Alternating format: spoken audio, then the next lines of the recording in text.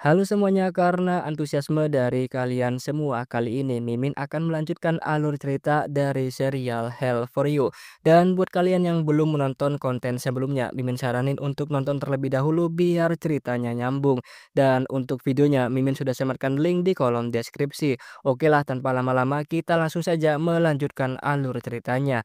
Jadi, pada episode sebelumnya kita mengetahui bahwa salah satu rekan influencer Rena yaitu Julia ternyata adalah Komi, seseorang yang selama ini membantu Sachiko dalam misi balas dendamnya. Kemudian diceritakan bagaimana Julia alias Komi bisa menjadi teman Sachiko dan bekerja sama untuk menjatuhkan Rena. Flashback 12 tahun yang lalu, Komi adalah adik dari seorang pelatih piano yang meninggal secara tragis.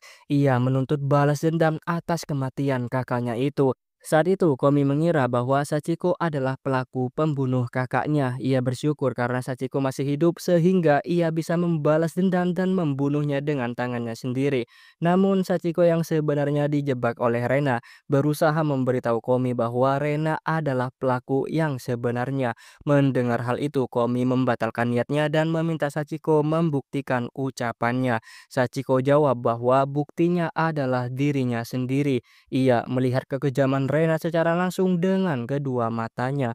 Mendengar hal ini, Komi teringat akan ucapan kakaknya yang dulu pernah berkata bahwa Rena tampak ceria dari luar, tetapi di balik itu sering terlihat tatapan menyeramkan dari pantulan pianonya. Dulu Komi sudah mencoba melaporkan cerita tersebut pada polisi, namun tidak ada yang menggubrisnya karena Sachiko adalah satu-satunya orang yang melihat saat-saat terakhir kakaknya. Komi akhirnya memutuskan untuk membantunya bangkit dan merencanakan balas dendam mereka bersama.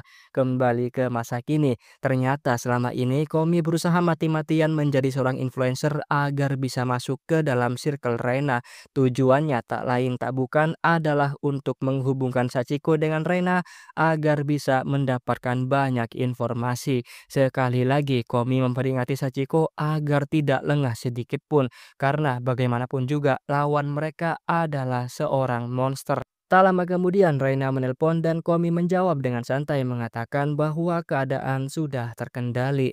Reina lalu melihat rekaman CCTV dan mulai curiga apakah mungkin Sachiko adalah Kawaki Bando. Karena tak tahan melihat kedekatan Sachiko dengan suaminya, Reina memutuskan untuk mendorong salah satu pemain piano hingga pertunjukannya dibatalkan akibat insiden tersebut.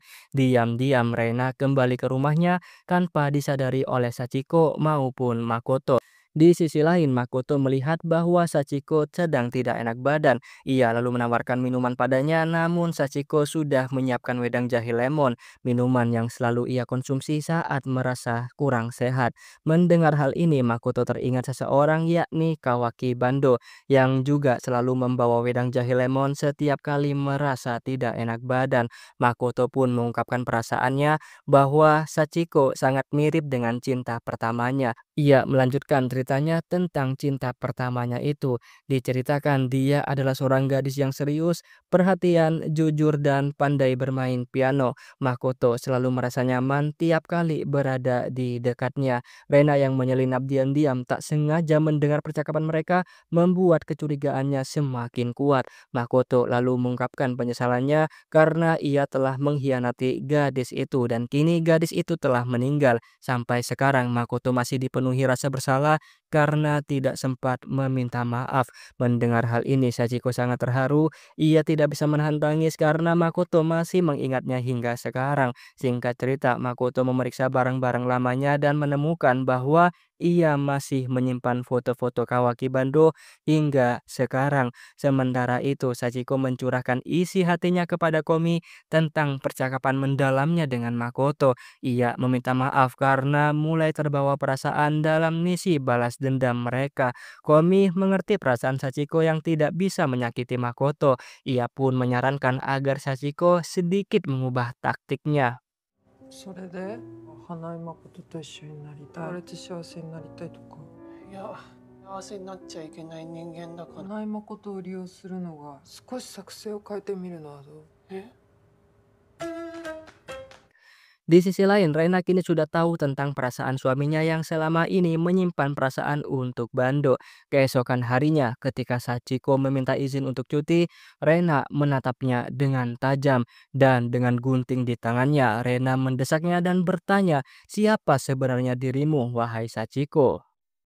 私は立花幸子です。 Meskipun dalam kondisi terdesak, dengan tenang Sachiko mengatakan bahwa dia hanyalah Sachiko Tachibana. Setelah itu, Rena mulai bercerita tentang seorang senior yang sangat ia kagumi bernama Kawaki Bando.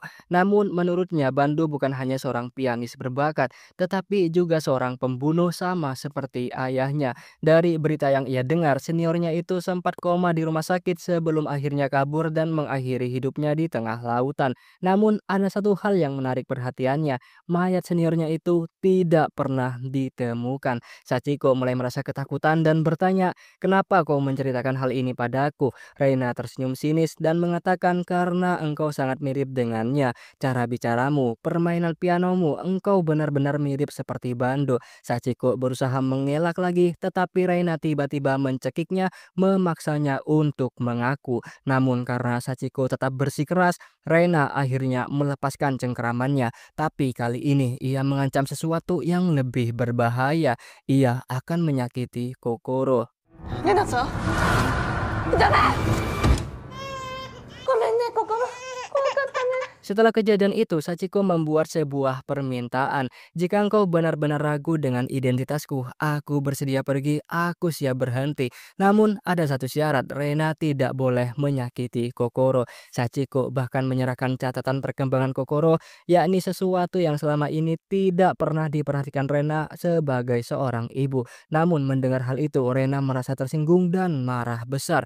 "Siapa engkau sebenarnya?" bentak Rena. "Jelas-jelas aku adalah ibu Kokoro. Kokoro adalah anak yang lahir dari cintaku dan Makoto."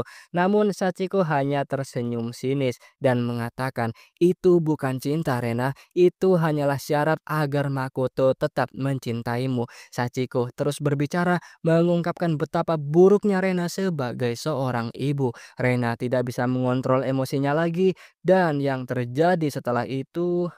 心さんと目を合わせて、うるさい。なんだか知ってますか。うるさい。レナさんは心さん。うるさい黙れっつってんだろ。叫んなこのバケモンが。後悔させてやる。レナ。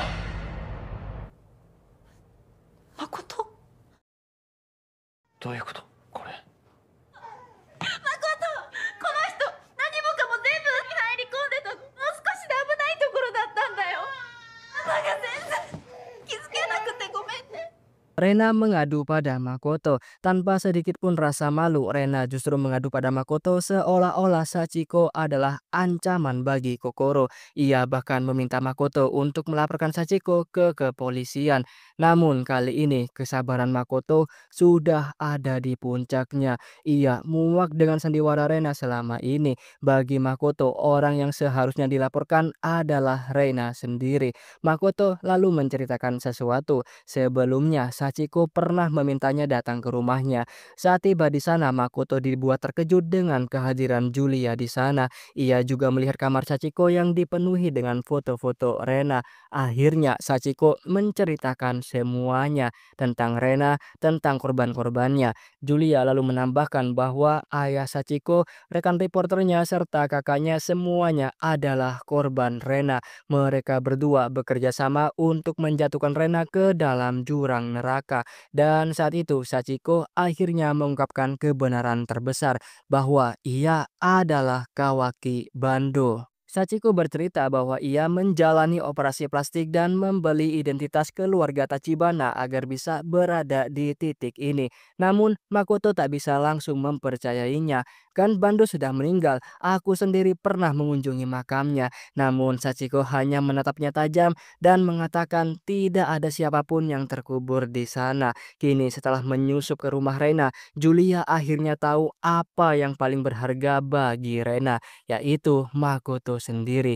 Jika bukan karena Sachiko, Julia sudah membunuh Makoto di sana saat itu juga. Tapi Sachiko tidak ingin bertindak gegabah. Ia mengkhawatirkan Kokoro dan jika ia mengungkapkan kejahatan Rena ke publik, ia takut Kokoro akan dicap sebagai putri seorang pembunuh. Dan ia tahu persis bagaimana rasanya dicap sebagai putri seorang pembunuh lebih baik dari siapapun. Jadi Sachiko memutuskan untuk memberikan bukti-bukti kejahatan Rena pada Makoto, lalu mempercayakan nasib Rena di tangannya.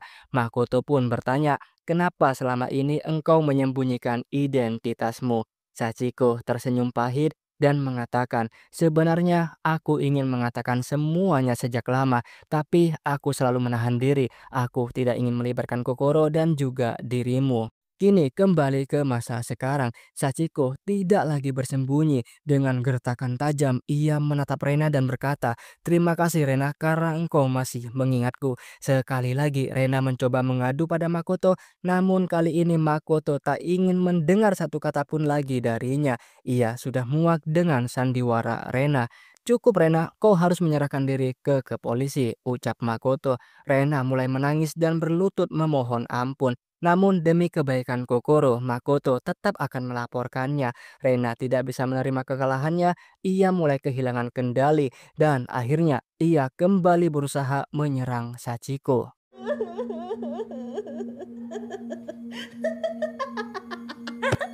勝ったと思ってるんだ。復讐が果たせる。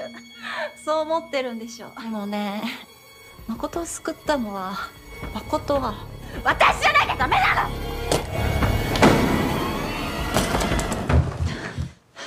Untungnya Komi datang tepat waktu. Makoto segera mengamankan Rena sebelum ia bisa berbuat lebih jauh.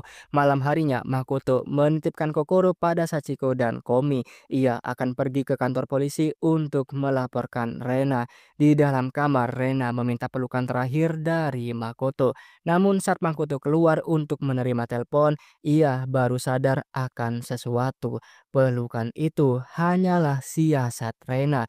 Ia telah mencuri flash disk berisi barang bukti dan sebelum Makoto bisa menghentikannya, Rena berhasil kabur melalui jendela bersama barang bukti tersebut. Jelas kejadian tersebut membuat ketiganya khawatir, merasa bersalah. Makoto berinisiatif mencari Rena sendirian, sementara Sachiko dan Komi mereka berdua tetap tinggal di rumah untuk menjaga Kokoro. Di tempat persembunyiannya, Rena yang sudah memperkirakan hal ini akan terjadi menelpon ayahnya dan menuntut kesetiaannya. Di perjalanan, Makoto menerima telepon dari ayah Rena yang telah mendengar kabar bahwa putrinya melarikan diri dengan membawa flash disk berisi bukti kejahatan. Ayah Rena meminta Makoto untuk menemaninya melaporkan Rena ke polisi sebagai bentuk penebusan dosa-dosanya. Sementara itu di rumah, Sachiko mendengar kabar bahwa Makoto akan pergi ke kantor polisi bersama ayah Rena. Menyadari situasi semakin genting, Julia segera menelpon temannya Yuki untuk datang ke rumah Rena. Sachiko yang tahu bahwa Kokoro akan menghadapi masa depan yang sulit, berusaha menenangkan anak itu dan memintanya untuk tetap tegar serta menjadi wanita yang kuat. Tak lama kemudian Rena menelpon Sachiko. Ia mengklaim memiliki fakta-fakta tentang almarhum ayah Sachiko dan juga fakta itu hanya bisa diketahui dari dirinya. Namun ada syaratnya, Sachiko harus menemuinya sendirian. Meski tahu itu berbahaya, rasa penasaran menguasai Sachiko. Ia pun berpamitan pada Komi tetapi berbohong tentang tujuan pertemuannya dengan Rena. 幸子大丈夫？ Di tempat lain, Makoto dan ayah Rena berbincang di dalam mobil. Ayah Rena mengutarakan kebingungannya selama ini. Rena tidak pernah bisa mencintai siapapun, bahkan ayahnya sendiri. Namun dengan Makoto, ia justru memiliki emosi dan bisa merasakan cinta. Ayahnya tidak mengerti mengapa hal itu bisa terjadi. Tak lama, Makoto mulai merasa mengantuk dan tanpa ia sadari, kopi yang diberikan ayah Rena ternyata sudah dibubuhi obat tidur.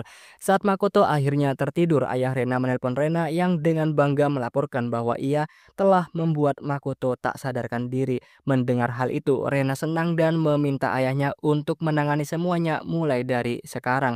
di lokasi pertemuan. Sachiko tiba di tempat yang telah ditentukan, namun bukan Rena yang ia temui, melainkan ayah Rena. Awalnya pria itu nampak berniat membantu, tapi kini keadaan mulai berbalik dan ia tidak punya pilihan lain selain membunuh Sachiko. Namun yang terjadi,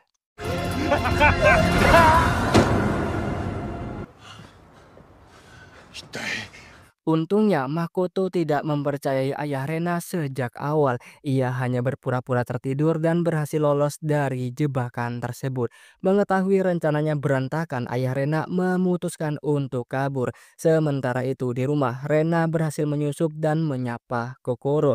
Komi segera menghadangnya dan melarangnya untuk menyentuh Kokoro. Rena yang terkejut melihat Komi, ia tidak menyangka bahwa Komi adalah adik dari pelatih pianonya. Komi bertanya dengan penuh emosi, "Kenapa harus kakakku yang engkau bunuh?"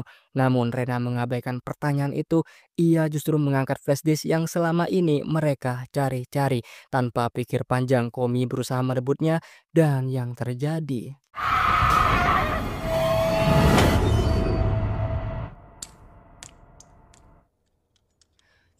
Komi terjatuh menahan sakit. Dengan suara lemah ia berkata bahwa kakaknya sebenarnya selalu mengkhawatirkan Rena. Ia ingin Rena bisa menjadi manusia yang normal. Menurut Komi, Rena adalah orang yang kesepian dan menyedihkan. Kemungkinan ia akan mati tanpa pernah tahu apa yang sebenarnya ia cari dan mengapa Rena melakukan semua ini. Mendengar hal itu, Rena teringat alasan mengapa ia membunuh pelatihnya itu. Itu karena Komi dan kakaknya sama-sama menyebalkan. Tanpa mengetahui nasib Komi, kita beralih pada Sachiko dan Makoto. Di sini Sachiko mengungkapkan alasannya membahayakan dirinya demi sebuah kebenaran yang hanya diketahui oleh Rena, yaitu mengapa harus ayahnya yang Rena bunuh. Mendengar itu, Makoto juga ingin mengungkapkan sesuatu, namun belum sempat ia berbicara. Temannya Yuki menelpon dan mengabarkan bahwa Komi telah ditemukan berlumuran darah. Tak hanya itu, Kokoro kini juga sudah tidak ada di sana. Lalu di rumah sakit, Sachiko dan Makoto menjenguk Komi yang kini terbaring dalam kondisi kritis. Dengan lemah, Komi meminta maaf karena gagal melindungi Kokoro. Ia berpesan kepada Sachiko bahwa engkau harus berbahagia. Tidak ada gunanya balas dendam jika pada akhirnya Sachiko tidak bisa hidup dengan bahagia. Lakukanlah ini setidaknya untuk ayah dan ibumu, lanjut Komi. Di tempat lain, ayah Rena setelah gagal menjalankan tugasnya berencana kabur ke Singapura. Namun sebelum itu terjadi, ia menerima telepon dari Rena. Sambil membawa Kokoro, Rena perlahan mendekatinya. Ia mengungkit kembali masa kecilnya ketika masih berusia 4 tahun. Saat itu, setelah melukai temannya, ayahnya menyebutnya sebagai monster. Dan itulah awal dari segalanya. Kembali ke Makoto dan Sachiko. Makoto mengabarkan bahwa ayah Rena telah ditemukan tewas di laboratoriumnya. Apapun yang terjadi, mereka harus segera menemukan Rena sebelum ia memakan lebih banyak korban. Sambil melihat cuitan di akun misterius, Makoto yakin jika Rena tidak jauh dari sini. Sachiko bertanya, "Kenapa engkau begitu yakin dia masih di sekitar sini?" Akhirnya Makoto mengungkapkan rahasia yang selama ini ia sembunyikan. Sebuah kebenaran yang berhubungan dengan ibunya yang telah meninggal. Sebenarnya ia tahu bahwa Rena adalah pelaku pembunuh ibunya, dan Makoto yakin semuanya berawal dari sana.